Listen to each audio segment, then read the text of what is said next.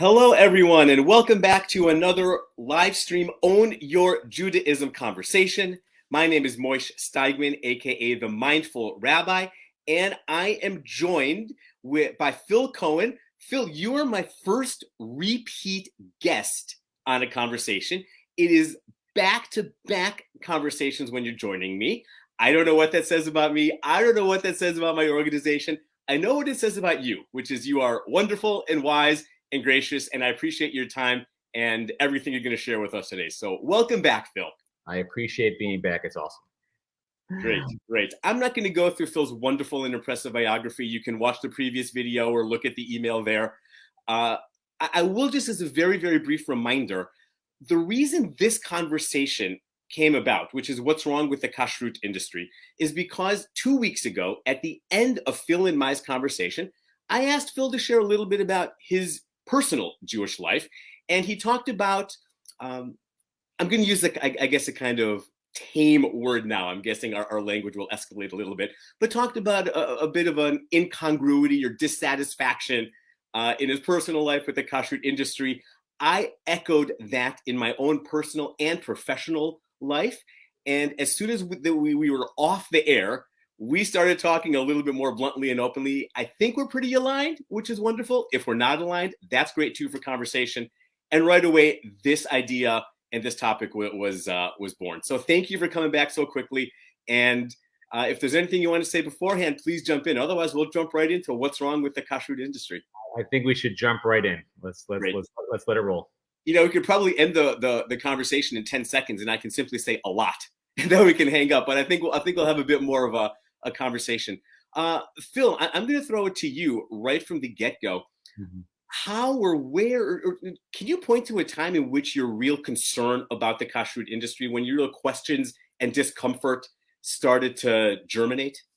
Look, it's a great question. Obviously, I think, since our last conversation, my head has been spinning because I think, like you said, we touched on it a little bit at the end of the live broadcast, and then we went offline. I think you and I spent at least another half hour, 40 minutes on the phone, actually kind of going at it a little bit on this topic. And as you said, I think for the most part we're aligned, but there might be parts we're not. I think that's great for conversation as well too, right? Because there's always, three sides to a story, right? Yours, mine, and the truth somewhere in the middle. Well, actually, have you heard the quip, Phil, that if you have two Jews, you have three opinions? I thought it was more, but anyway. So look, where did my misalignment grow with regard to kashrut? I can't say that there might be one specific moment in time. Obviously, when you're a child, you're following the path of those that are, your parents, your leaders, your grandparents, whoever's in front of you. You're kind of doing what they're doing. So some people I know follow kashrut just because that's what they know from day one. The same way you're taught how to tie your shoe, bunny ears and non-bunny ears. You kind of just follow that model, right? So I think I may have followed that approach for quite a while, just based on how our household was we kept kosher. And then I think we started eating out a little bit as a family, which had its own unique set of rules. You can go to X restaurant, or you couldn't go to Y restaurant. And then you could order X plus X, but you couldn't order X plus Y. So I think when that happened, maybe subconsciously started to make me think, well, we were on a path and now the path has gotten a little bit wider, or there's more options to turn left, right, or, whatever direction. So I think that probably started making me question the whole. But I also honestly appreciate the fact that we were able to eat out. Not that I didn't love my mother's cooking, because Mom, your cooking is the best. But it was nice to eat something, that someone else made, right? So I obviously appreciated being able to eat out at restaurants. And I think as I just got older, I started noticing everyone was keeping kashrut in their own vein or in their own method. There's a notion of like kosher style. There's like, some of us would wait 6 hours to eat milk after meat. Some waited 3, some would wait an hour, some would sneeze and they were good to go. So you start realizing there's lots of different ways to like kind of skin this cat, no pun intended there with kashrut, because that's obviously not a kosher animal. And it just made me realize, there's something. And then I actually, in my, one of my classmates' father happened to be a kosher butcher. And I used to go work at his store a little bit and make a few extra dollars. And I kind of watched the industry from inside out. And that, obviously whenever you see how the sausage is made in the company, you see things that maybe the whole public doesn't see. Again, it wasn't good or bad. It just was a little bit different. So it probably started raising more questions. I was never tuned in on the cost factor of kashrut when I was a kid. And then as I got a little bit older and I started seeing what the butcher charged, or I went to a store and I saw how much something cost there, and the difference is vast. It's not like 5 or 10%. It's sometimes, 100, 200, 300% different. And that's significant. So it started to raise all those other questions. And then the notion of like OU and triangle K and, so I think it started to make me realize that there's a lot more behind it than do it just because that's what you did as a kid. And I started kind of questioning it a little bit and started maybe, made my own decisions that, I think I said in our last conversation, which I really do believe everybody makes their own Shabbos. We kind of follow what we can and we kind of incorporate stuff from Judaism that fits who we are. And I think the notion of kashrut didn't become as a high level add-on or added value to my Jewish lifestyle. And I moved away from it, slowly. And now, if I'm being very honest and open here, it's not part of my day-to-day Jewish, it's not day by Jewish, my Yiddishkeit in that sense. Yeah. So I don't know if there's one specific moment I stepped away from it, but I think it was just a cumulative of everything as I went from being a child to a teenager to a college student and started to like buy my own groceries and do my own thing. There just seemed to be, it varied for me. I'm curious, Moish, for you as well. There must have been either a moment in time or an accumulation of moments that had you, be a little bit more in line with what we're both think. Yeah. Anytime I ask a question, I anticipate that it could be volleyball right back to me. So I was thinking a lot about this too. And if it's okay, I'm going to work just a hair backwards rather than forwards, because I can see a lot of similarities in our path and growing up. I remember the first time that it all just kind of hit me in the face. This was in 2008. I was the assistant rabbi at a synagogue. It was my first pulpit. And part of being an assistant rabbi meant I had wonderful jobs, wonderful responsibilities, wonderful connections. And I was not in any way the religious authority or arbiter for my synagogue, which is part and parcel of that role. The senior rabbi, Jeff Siegelman, incredible rabbi, incredible mentor, incredible mensch, incredible person. I don't know how much patience a man like him has to require to have someone like me as the assistant when I have so many questions and so much advocacy. So he's only out of this world for all of those reasons. And what was stark for me, that's when the raid happened at the agri-processors plant in Postville, Iowa. That was just, almost 15 years ago. This is a kosher meat facility, right? Run then by the Rabashkin family. And there was a raid. And some of the things that came to light were the horrible living conditions and treatment of the animals when they were alive. The slaughtering practices with like hoisting and shackling a cow, all those things, the horrible treatment of the workers who were there, right? So all of those things came to light. And it was the first time I remember thinking to myself so clearly and unambiguously, this meat is not kosher, right? And it was the very first time it was so direct and so clear and so blunt. And this is why I say I want to work backwards, because what I ended up realizing is somehow throughout my entire Jewish life. And remember, at this point, I was, 31 years old. 32 years old, whatever it was. I'd already gone through rabbinical school, praised and lived my life as a Jew, kept a meaningful standard of kashrut practice my entire life. And for whatever reason, I don't know if it was a Jewish failure, a systemic failure, my education failure. I don't know if it was a Jewish community failure or my own failure, probably much more of the last than anything else. I always looked at the idea of vegetarian living and or the ethical treatment of animals and the workers as a conversation of ethics, and whether this meat is okay for me to eat as a question of kashrut in Judaism. And probably my density more than anything else, I never put them together. And what I realized with agri-processors and with the raid is food cannot be considered kosher for me. I cannot consider food kosher in these kinds of conditions.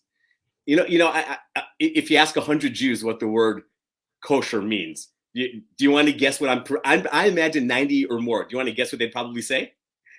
Oh, I don't know. No. Probably say like you're allowed to eat it as a Jew, right?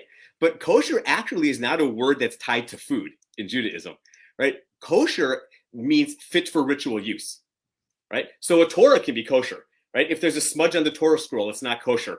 A mezuzah can be kosher. A Chanukiah, a menorah can be kosher or not kosher. When a person immerses in the mikvah, if the immersion is done properly, it's a kosher immersion, right? So kosher means fit for ritual use. We associate it mostly with food, but the point is, kashrut isn't about if I can eat this animal or that animal. It's fit for ritual use. I don't know how.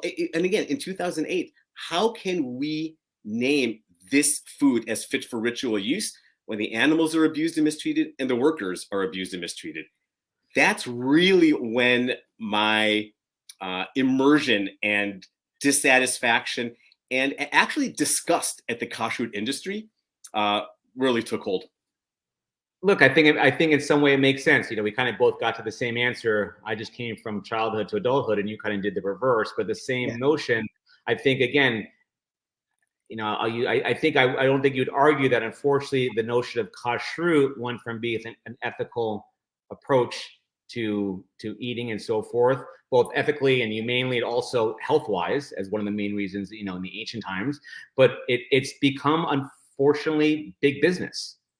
And I think when something becomes big business, as we see in every industry, unfortunately, ethics kind of corners get cut, because you're talking about margins, you're talking about profit margins, and you're talking about costs for overhead and whatnot. And anything you could do to increase your margins is what a lot of big businesses' goals are at the end of the day, because whoever their stakeholders are or shareholders are, that's who they're beholden to, versus beholden to their customers, right? And I think that's sometimes a big issue with larger operations than maybe some of the way some of us try to run it, where it's more of a boutique approach or small business, where you're really focusing on the individual, not just the bottom line. And I think, to me, building off of that, like, obviously, I think you've raised something that I never thought of, like just truly the inhumane treatment of the animals is one thing, but frankly, the poor working conditions or the unlivable wages or whatnot, and how they have to work. And, it's basically a sweat factory of some sort, right? It's not different than sometimes the soapbox we done with regard to buying Nikes, and where the shoes are being made. So it's very similar in that sense. So the big business pieces bothers me. And where I really saw that, where I had a trouble with, was, again, very loving family. I was never I never needed anything. Obviously, there was always more that I wanted as a child, right? But my parents, everybody, we got what we needed, and I feel fortunate about that. But the house that we lived in, we had a lot of guests in our house all the time. For I was Shabbat. one of them. Yeah. You were one of them, right? For the Shabbat and the Chagim and this or that. And, like, to be honest, it's an expensive ask on behalf of my parents to host that many families. And again, with Chagim and Shabbat, you're supposed to have meat, right? That's the beauty of meat and fish, and more than what you have during the rest of the week. And when the Chag, we seem to have a lot of Chagim that ask of that, and it gets quite expensive. So between that, or we'd only go out to eat once a month, or this or that, because there's only so many shekels that can go around for the wants, and then you see the cost on the profit margins that as I get older and understand business more and more, the profit margins that I gather that are built into the kashrut industry have to be quite vast. And ethically, I have an issue with the everyday individual who wants to follow the letter of the law and be part of this discipline. If they can't afford it, I think we've created an environment that is non-sustainable. So I think we need to talk a lot more about the business practices, because I agree with you. I think that is the great undermining of kashrut practices and standards. And I think we can talk a little bit about history too. When you talk about cost, I cannot disagree with you at all that the cost of kosher meat is so much higher. There are two things that jump to mind. One, if it's so much higher, shouldn't it be because we treat the animals well? Shouldn't it be because we treat the workers well? That's why it's supposed to be higher. It's not supposed to be higher because the industry is trying to put more shekels in their pocket. That was my first thought. The second thought, oh man, we're getting some negative press already, aren't we? The hotline's on. The hotline's trying to shut us down.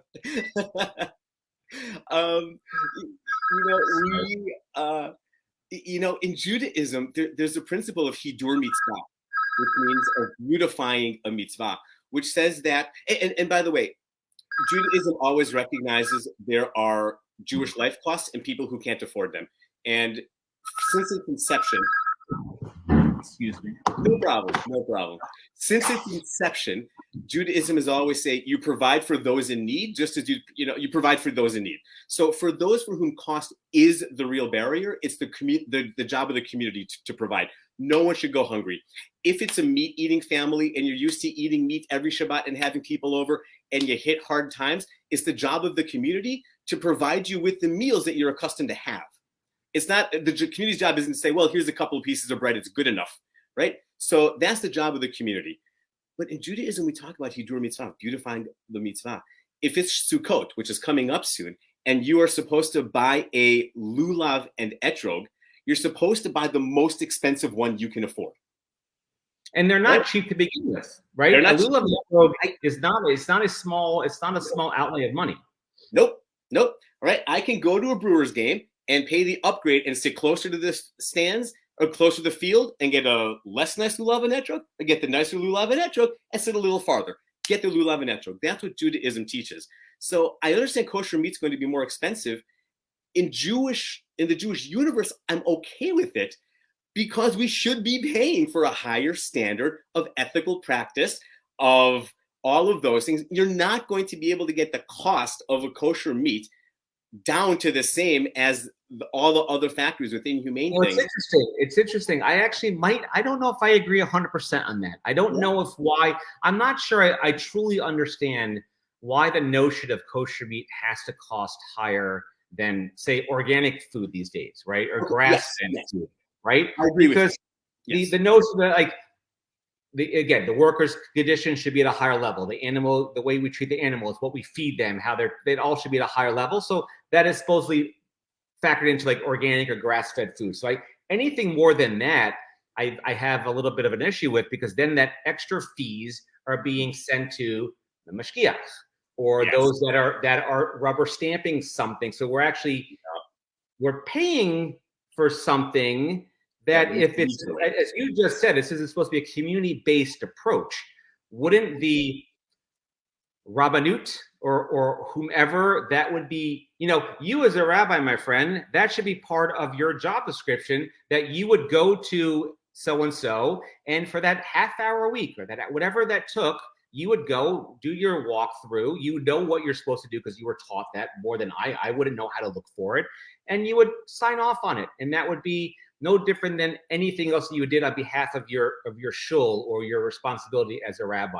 The fact that is not only an extra fee, but it's, from what I have learned over the years, it's an extra XYZ salary. You can make more money being a mashgiach than you can giving back to the community. Yep. So that extra cost that's built in for us to buy kosher food is not being built in for reasons that I think fit the principles. And yes, it should cost more money than something else. So I'm glad you nuanced all that. I agree with you. When I was saying that you're not going to get the cost of kosher food to the cost of other food, I meant the non-organic, where they are trying to create the cheapest industry possible to create the cheapest meat. We're not going to compete with that. But when there are other places that do try to have that treat the animals and workers well, yeah, we should be able to compete. I think you're right. It's the hashgacha that's the biggest issue. So it might be worthwhile to take a couple of moments to talk about what hashgacha is. Hashgacha is the process of certifying that something is kosher. So if you are going to purchase food that's kosher, it's going to have a kosher label. Phil mentioned some earlier, maybe an O with a U with a circle around it, maybe a triangle with a K in it. There are dozens and dozens of kosher certification labels. That process of overseeing to make sure the food is kosher is called hashgacha. And there is an important role to that, because You mentioned that as a rabbi, I'm trained to do it. That's partially true. I actually have I took a class to certify me to do hashgacha, and I feel so that was in addition to rabbinical school, and I feel like that class gave me the basics to be able to do enough to do some basic hashgacha. But if I were going to be making my career as a mashgiach, I feel I need a lot more training. So because there are a lot of rules that go into it. What I agree with, and there are a couple of things where I think it really leads to cost gouging and expense gouging, where the hashgacha industry is jacking up prices. One is because it's so specialized in training. The hashgacha industry says you have to pay someone an obscene amount of money to physically sit there and do nothing else but watch. I mean, it's nonsensical. Actually, it's extortion, if you ask me, right? It is extortion to do that because you can pay someone a full-time salary to actually work, right? They can do other things and be physically present. When I've done hashgacha for a camp before, and essentially my job was to sit in the cafeteria, in the cafeteria, and anytime one of the kitchen workers has a question to let me know, and once in a while to go in the kitchen and kind of check out what's going on. And the rest of the time I can be doing other things on my computer or Chromebook, right? I mean, I can do other things as a mashgiach. I don't have to sit there. If I'm in a camp, I have a cell phone, I have a walkie. You can call me somewhere else. God forbid I can, one of the chefs can teach me how to cut vegetables, right? Just because I'm a mashgiach doesn't mean I'm above and beyond cutting vegetables, right? I can actually work and do that job. So now my full-time salary is to be an employee who's also trained to do the hashgacha. It's just so in some way you're hired by the camp to work for them, yeah. But then you can decide, even though they've paid you a full salary above and beyond, what might be reasonable for what's being asked of you to do, you can then just say, no, that doesn't work. So it just also, unfortunately, it opens the door for nefarious situations to occur. Like if you really want me to give you that stamp, maybe I should. Again, I'm not saying it happens, but it allows for the unethical to occur. I'm going to need a 20% raise, or I'm going to need this or that, or I want tickets to go to that Brewer game that I couldn't get for the Lululemon. Yeah. Right. So it allows for. It's not. There's not a check and balance system involved, right? Because all the power is in that one individual who's being paid by the organization to give them the stamp. So they're going to do whatever they can. Once I pay you X, I'm going to find a way to give you a little bit more to ensure that I didn't lose all that money and time. Yep. And in many ways, this is the fault of the entire Jewish community. And I'm putting myself as part of that. This is not me saying Judaism, you're at fault, and I'm not crossing my arms and stepping away. I'm part of the Jewish community, right? So this is as much my fault as anyone else's. When we allow one group of people to hold the reins to all of Kashrut, that's when extortion is possible. Right, because we have allowed them to take and maintain all of the oversight over Kashrut, right? And that's our failure to say, wait, the food that comes out of agro-processors in 2008 is not kosher, or wait, what you're doing in terms of asking for money is unacceptable, or wait, the standards that you're demanding, and by demanding the higher standards, you can ask for 20% more. Those are unnecessary and unreasonable and exploitative. Here's a standard of kashrut that you can follow and maintain, and that meets the levels.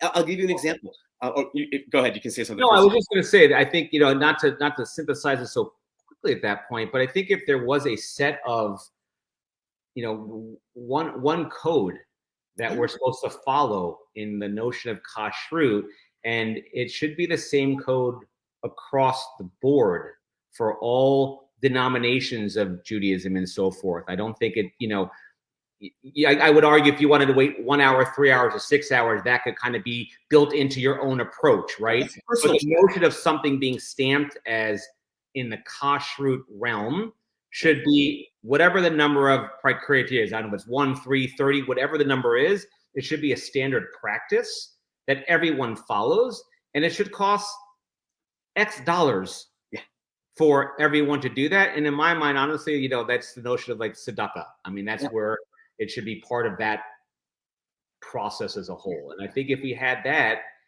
a few pockets would actually shrink. Yeah. But I think there'd be a much better opportunity for all of us who have either moved away from it or have never embraced it and so forth to consider it. Yeah. And let's be honest, understanding all of the minutia of kashrut is extensive. The basics are pretty darn common sense. These animals, not these animals. That list is already printed. On that, if I don't mind. The minutia, right? Yeah. The minutia part of it. From here again, I have limited learning this on this topic, right? It's more experiential than book learning, right? From what I understand and so forth, there are 3 basic rules for kashrut, right? You can't eat some animals, and so forth. How they're slaughtered is one, and no milk and meat.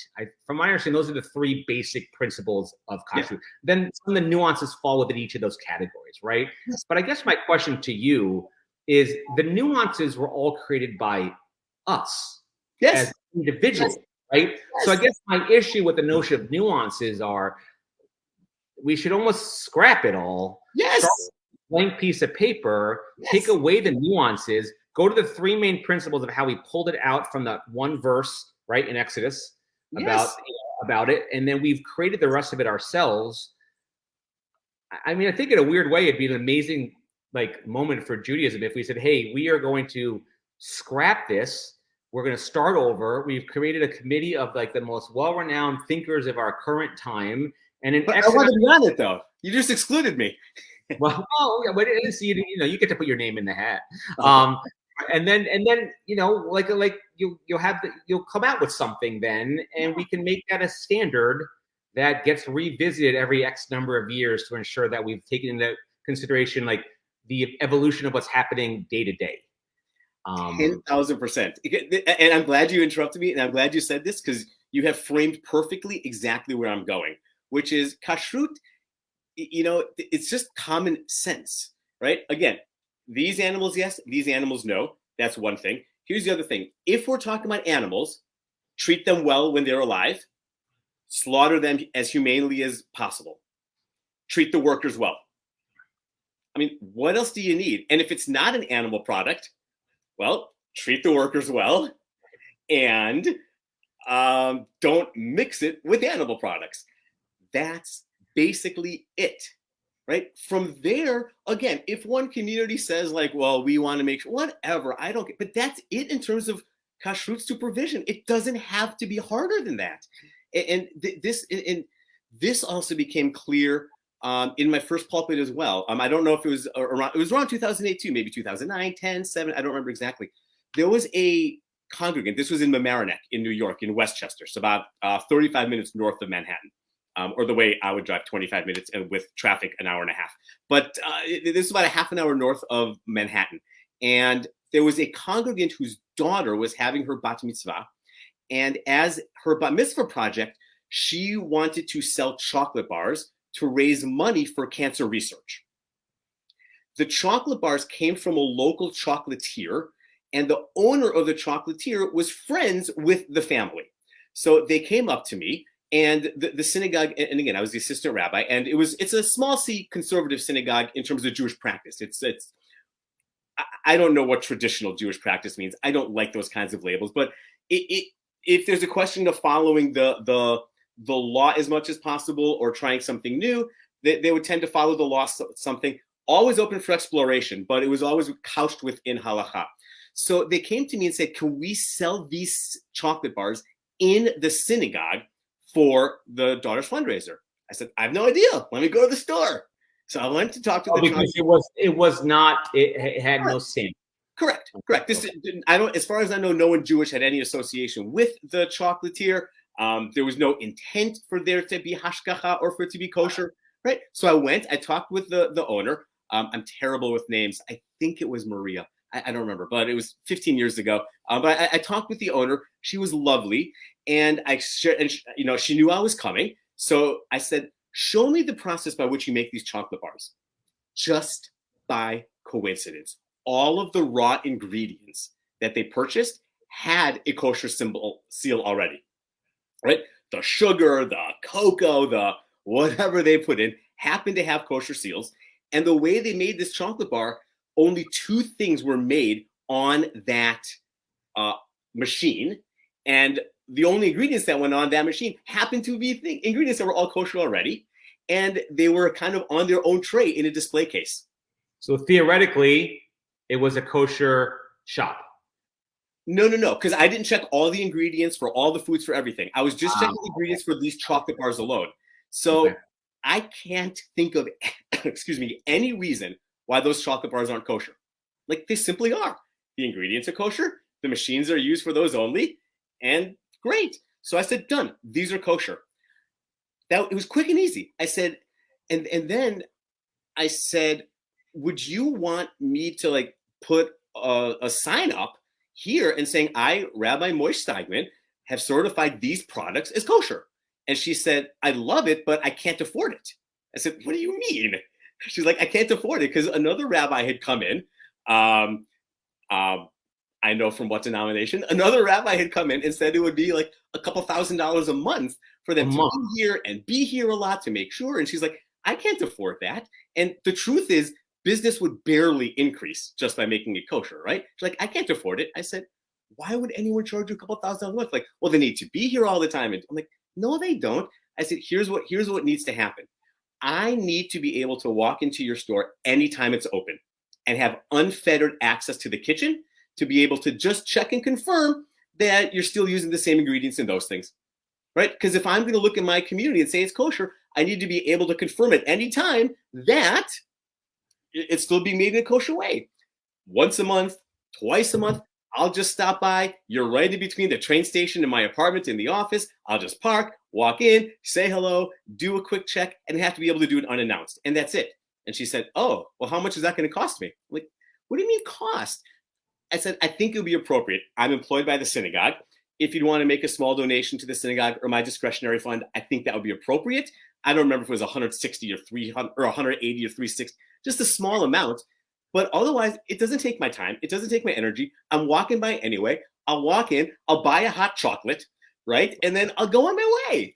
And I cannot for the life of me, well, I can.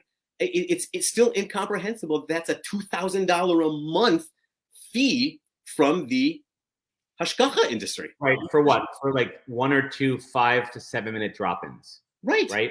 I mean, it doesn't really, need to be more. How long are they spending there? Yeah. So. Now, if you're a kosher slaughterhouse, that level of kashrut supervision is insufficient, right? Of course. But the point that they are able to charge $1,000 or $2,000 a month to do this because no one else is doing it, that is part of this. Imagine what the charge then is at a slaughterhouse, right? 10 times that, 20 times that.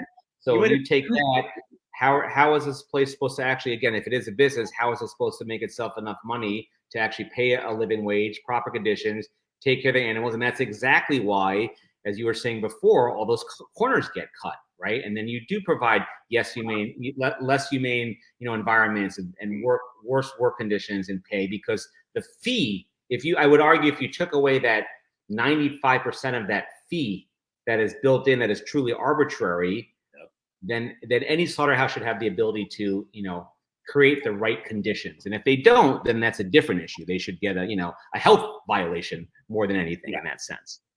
Well, this is also, I think, the broader failure of Judaism too, because in many circles, when you talk about halakha, when you talk about Jewish law, you tend to separate it from ethics, right? There's a not unpopular saying, I told you I trouble with names. I don't remember if it was Rav Soloveitchik, who about 100 years ago, he was an Orthodox rabbi who wrote a book on Jewish law. It's a fantastic, wonderful book. I don't remember. If anyone in the comments remembers this quote or knows what I'm talking about, please correct me with names. I'm never embarrassed to be corrected with names. I'm embarrassed when I'm not corrected with the name. I think it was Rav Soloveitchik who said that, in general, if one is following halakha, if one is following Jewish law, by definition, you're acting ethically. This is no affront to Rav Soloveitchik. I don't think that's the case, right? In fact, the rabbis of the Talmud don't think that's the case, because they have a principle of acting lifni mishurat hadin, which essentially what it means is you have to go beyond the letter of the law, right? Because the law gives you the minute things, but that's not the same as the ethics and the precepts. And I think what happens in Judaism and what's happened in Kashrut is we say, if we follow the literal letter of shechita, of ritual slaughter, we don't have to worry about ethics because we're following the literal letter of the law. And this is where we need to stand up and say, that's unacceptable. Kashrut is not just about making sure the knife blade is as fine as it can be. That's not what kashrut is. Kashrut is about making sure we treat the animals well when they're living and we slaughter them as humanely as possible. The way to do that is by having a knife blade be as fine as it can be. You don't start with the minute laws and the sharpness of the knife. You start with the ethical precepts behind it of being as humane as possible in slaughtering, and then you ask, what's the best way to do it in practice? Somehow in Judaism, and certainly in the kashrut industry, we've reversed the question. We said, what's the practice? And if we follow the practice, I don't have to stress about ethics. So I have a kashrut question for you that I have not come to my own personal revelation on, right? So we're gonna make an assumption for a moment, even though that's not the best word to use, right? So we're gonna agree that the restaurant that I'm describing to you fits the ethical version of kashrut that we are discussing here, right? Workers are treated well. Their animals are treated well, where they get their product from. It's all done at that high organic grass-fed level that we talked about and so forth. It's not overly cost-wise to get the kind of taking the approach that you gave when you went to that chocolate shop. So that's the beta here for this particular question, right? Mm-hmm. If that restaurant is open on Shabbat, are they kosher? Unquestionably. I know why you're asking. Do you want to show why you're asking, or do you want me to respond more? No, go for it. I've always been curious about that one because I've always had that dilemma. Like, well, they're doing all the X, Y, and Z, and their checklist is clean. But then the minute if they happen to be open on Shabbat, they are no longer actually concerned for a certain population, right? Within our whole, unquestionably they're kosher. They are not kosher. No, unquestionably they are kosher. I mean, Phil, you know me and you've gotten to know me more. I'm not an absolutist. I like the gray. I like the messiness of complicated questions. It is shockingly rare for me to give unambiguous one-word answers. Phil, I'm intentionally going to put you on the spot for a moment. Do you observe Shabbat according to what many would call following all the traditional laws of Shabbat? No. In the Torah, they talk about shatnez, about not having your garments have mixed linens. Do you ever check for shatnez? I do. I'm not focused on the wool versus the right. And you said that you don't make traditional kashrut, the traditional way it's looked at, part of your daily practice, correct? Correct. Can you have an aliyah to the Torah? Depends on what you go to shul. You go to synagogue. You want an aliyah to the Torah. You can have an aliyah to the Torah. I still believe I can, but also I think you can go to any synagogue. Yeah. Do you think every synagogue would welcome me in there? Do you think certain Orthodox shuls knew if I drove to their shul for Shabbat morning and they give me an aliyah? Some would, some wouldn't. But the point is, there's no reason you can't have an aliyah because you don't do X. It's not about doing everything, right? Again, it's another Orthodox rabbi, and I always forget his name, but I quote this all the time. When asked, do you follow all of the mitzvot? There's 613 commandments according to Judaism. Do you follow them all? His response is not yet. We cannot do everything. Judaism is not about all or nothing. You don't follow every single one of the laws as perfectly as possible, or you're written out, right? You are a Jew, right? You get an aliyah. You get to have a ber mitzvah. You get to get married. You get to be buried, right? So the reason your question is setting me off so much is because, as a little bit of background, within the hashgacha world, there are mashgichim which will say, we will not give your restaurant kosher certification if you're open on Shabbat. Mm-hmm. That is coercion and manipulation. What the mashgichim are doing, what the hashgacha industry is coercing Shabbat practice onto the restaurant. Whether the restaurant is open on Shabbat or not is irrelevant for kashrut. It doesn't make the food more or less kosher. Now, if someone is preparing the food on Shabbat, then the food might not be kosher to eat on Shabbat. It doesn't mean the food itself isn't kosher. So as a mashgiach, I say the food is prepared following kashrut standards. I would be, if this were my belief system, I would write, please know this restaurant is open on Shabbat and prepares food on Shabbat. Again, not me personally, if I might, as a mashgiach, say, I am not comfortable eating here because I don't want to eat at a restaurant which is open on Shabbat, and I don't want to eat. You don't want to eat in that restaurant. Excuse me. The food is kosher. Okay, so just so I want to clarify, because I asked for a reason, because I want to understand for myself as well.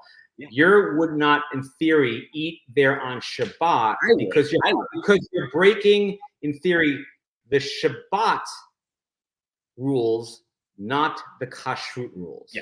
Yes. Now, if that, just taking it one step further, if that happens to be a restaurant that has the lights are on throughout the course of Shabbat, everything is already pre-cooked, it's a cold meal, right? That restaurant is serving cold, kosher food where it's not breaking any of the notions of Shabbat, then in theory, that should be an eligible place both kashrut-wise and Shabbat-wise. Right. That's what you do at hotels in Israel. Right. That's why I'm bringing it up. You prepare the food in advance. You have the ovens on before Shabbat, throughout Shabbat, and then you can actually heat the food up in the ovens. You can warm them up. You can't cook, but you can heat. Look, I'll give you another example. It's a slight deviation from your question, but it's a similar question.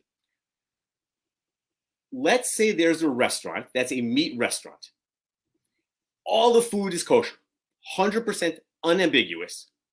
And they want to, sometimes you have those like kiosks where they'll have ice cream, right? And they want to, and imagine all the plates are disposable, right?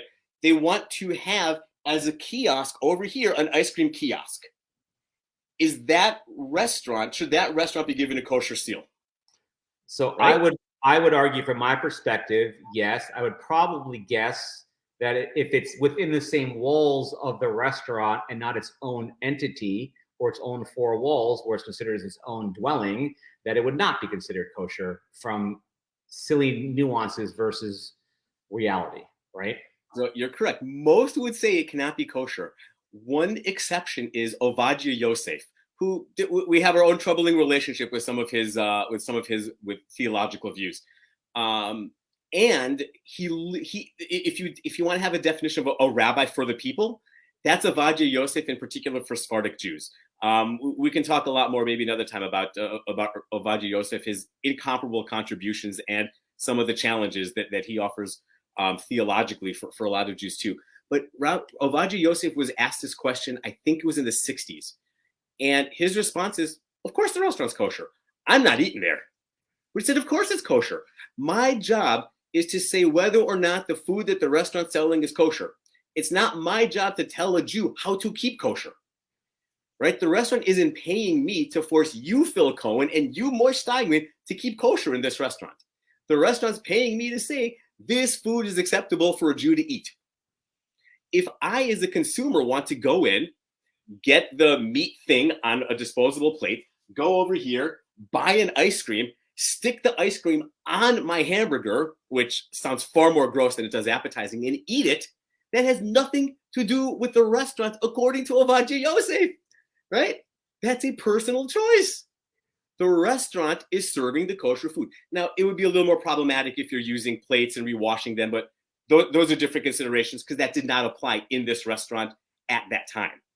So it's the same thing. Whereas today, I don't know any traditional lensed mashgiach who would say that's kosher. And they would hold up the kashrut certification because of that. This is the exact problem we're talking about. The job of the mashgiach is to say, is this food fit for ritual use? Is this edible for a Jew according to Jewish ethical precepts and the practices that embody those ethical precepts? That's it. I think one of the problems I'm hearing more and more that maybe I'd never crystallized for myself before is that it allows too much of individual influence or your own personal belief to be built into what you're going to stamp or not stamp, right? And if I decide to follow, Judaism in a certain way, that's on me. But if my role is to be the mashgiach for a place, it has to be based off of a certain standard that I'm following, and how I choose to do something should actually have no relevance in the decision. And it sounds to me that too much of the individual influence or my denomination or my particular practice is actually the driving force on how something is actually determined. Between that and the big business side of it, it's not, you know, as you said at the outset, or, you know, as you were describing it, the ethical side of this equation is not part of the criteria at all. And it has to be. This is why I like your simplified approach to hashgacha, right? Right? Or this, you just have 2, 3, 4, whatever they are, common, easily accessible, easily understood rules, right? Is the animal itself a kosher animal when it's alive, right? Are we treating it well? Are we slaughtering it as humanely as possible? Are we treating the workers well? Right? It's far beyond me to identify what those standards are and how to measure that. I desperately and urgently want to name a colleague and a friend, Rabbi Morris Allen. I don't know when he began, probably around 15 years ago, maybe 14 years ago. He was working through the auspices of the conservative movement to put together what was originally called Hechsher Tzedek. Hechsher means a kosher certification. Tzedek means righteous. Later, they changed it to Magen Tzedek. Magen means seal. Like a Magen David, which is a Star of David, it's the seal of David. And the idea was to put a Magen Tzedek on food that would accompany a kosher certification, which basically says, I think there are 5 principles. I don't remember the 5, but the nutshell is the animals are treated well and the workers are treated well, right? That kosher food cannot just be the letter of the law. This was so heavily inspired by and influenced by Rabbi Morris Allen. I've learned so much. I continue to learn so much. We actually, I know within the conservative movement now, they're also reevaluating these conversations in the exact same way. And I really applaud them for doing that. I know Rabbi Allen continues to be involved with that work. But this is not a new conversation. We're just facing big business. I guess my only question for that one, I think that's a spectacular additional seal onto the whole, as long as that seal wouldn't cost any additional money to the Well, that's what, if you have a standard of practice, right? Here's what it means to treat workers ethically, animals humanely. And this, look, in many ways, we can borrow from what our country or any local country has already decided, right? There has to be some level of trust that we have laws in place that are going to protect workers and animals. I know the world and our country is not fully equitable, and I cannot simply dismiss and ignore that conversation. There's only so many conversations you can have at once, but once you have a system of equitability and equity and making sure the workers and animals are cared for, if it's going to have this Magen Tzedek, that's what you need to do. And then for it to be kosher, then the Kashrut practice just embodies that, right? And again, that's where they're not so hard, right? A fine knife, this and this and this, drain the blood, salt. This is where the standards come in, but they're not that hard or complicated. No. Yeah. I mean, I guess what's troubling to me in this conversation is you think about all the other, again, there's so many conversations to have here. I don't want to get off track, but it doesn't fall any different than the notion of of healthcare or other things along those lines and so forth. Like there should just be a standard practice across the board for any individual as a whole. They should have some basic human rights in that sense. I mean, and unfortunately, big business takes precedent, and here, again, I can't talk about outside of our world, but as a 2% population of the world, I think we have to do a better job taking care of ourselves.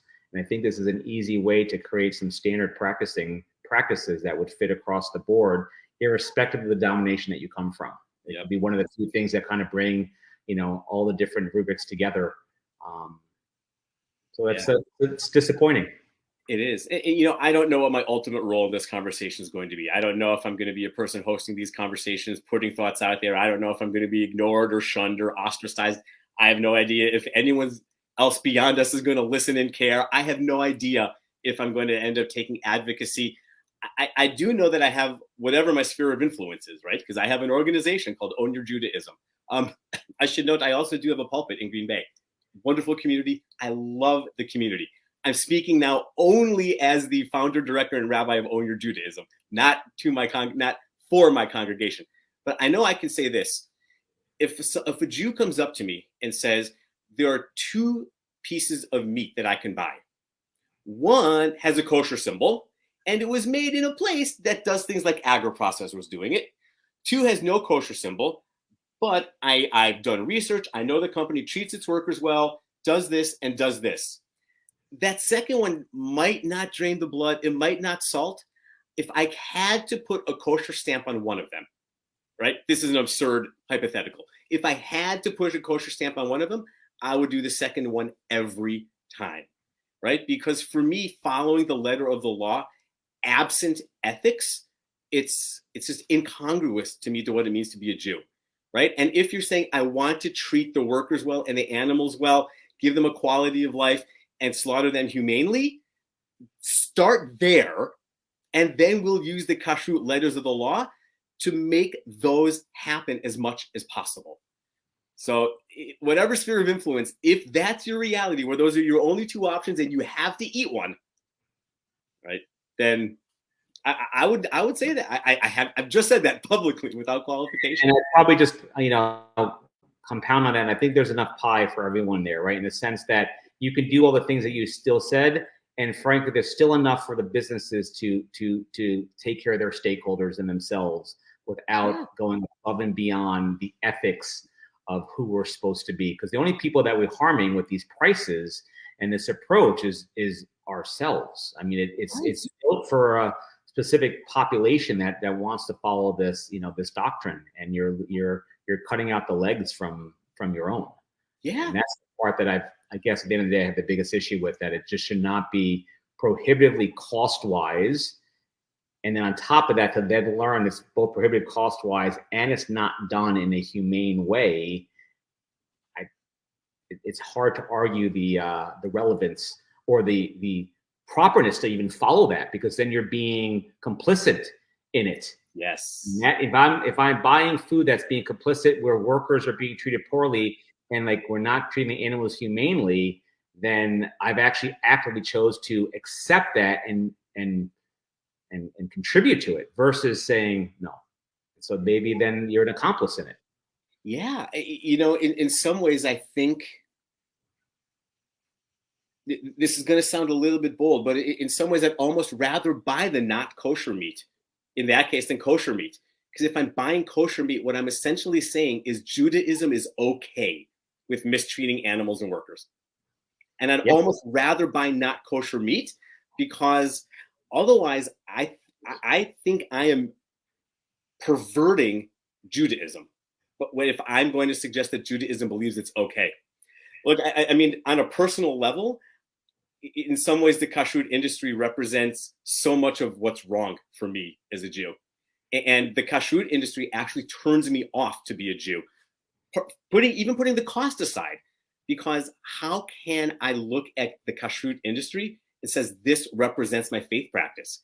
I almost don't want to buy kosher meat because of it. I'm mostly vegetarian, so it's less of an issue in that regard. But I mostly don't want to buy kosher meat because I don't want to imply that I think what they're doing is Jewish. I think what's going on is a perversion of Judaism. I agree with you wholeheartedly on the notion that we become complicit and an accessory to allowing it to be allowed. Well, that was your notion, so it's your wisdom, and I'm agreeing with you. So thank you for putting that out there. Phil, I don't know if there's anything you want to make sure to add in the next couple of minutes. And otherwise, I have one more kind of impossible question for you. No, I think that was great. I learned a lot. Thank you. So how do we make this happen? That's the impossible question.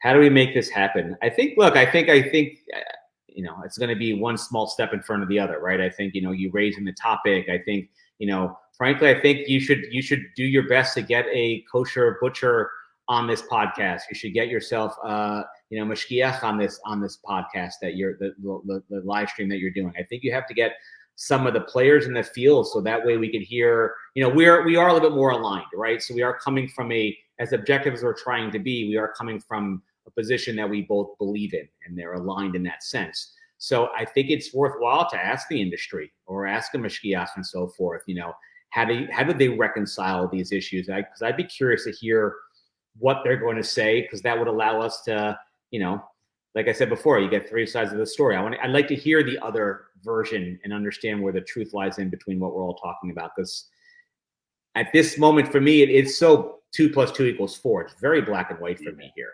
I'm not seeing I don't feel like I'm missing something. So I would be curious to hear how, what their take is on these questions that, you're posing and asking, because it'd be helpful knowledge.